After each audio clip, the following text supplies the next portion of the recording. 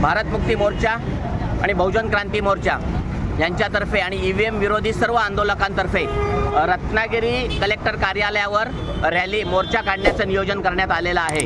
या देशामध्ये ईव्हीएम हे सगळ्यात घातक मशीन गेल्या जवळजवळ 4 लोकसभेच्या निवडणुकीमध्ये त्याचे दुष्परिणाम देशात दिसू लागलेले आहेत। प्रगत तंत्रज्ञान असलेल्या देशामध्ये ईव्हीएमचा वापर बॅन केलेला असताना भारतासारख्या देशामध्ये ईव्हीएमच्या माध्यमातून लोकशाहीला धोका होईल अशा पद्धतीचं रिझल्ट आपल्याला दिसत आहेत। आणि या ईव्हीएम 2024च्या निवडणुकीमध्ये कोणत्याही परिस्थितीत ईव्हीएमचा वापर न करता बॅलेटवर निवडणुका घ्याव्यात ही भारत मुक्ती मोर्चाची ईव्हीएम विरोधी आंदोलनाची प्रमुख भूमिका आहे।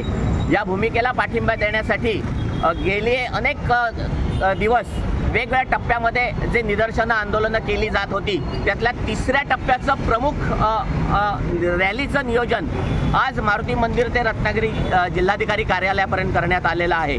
येत्या लोकसभेच्या निवडणुकीमध्ये कोणत्याही परिस्थितीत ईव्हीएमचा वापर न करता बॅलेट पेपरवरच निवडणुका घेतल्या जाव्यात या पद्धतीचं आग्रह या आंदोलनाचा आहे।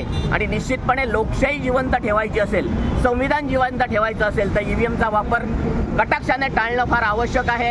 या सर्व आंदोलनाला रत्नागिरी जिल्ह्यातल्या तमाम नागरिकांनी ज्या पद्धतीचा सहभाग दिलेला आहे त्याबद्दल मी त्यांचे मनापासून आभार मानतो। आणि आंदोलनाची जी प्रमुख मागणी आहे येत्या लोकसभेच्या निवडणुका ह्या बॅलेट पेपरवरच झाल्या पाहिजेत। ह्या यशस्वी होण्यासाठी जे काही करावं लागेल ते आंदोलनाच्या माध्यमात केलं जाईल। धन्यवाद।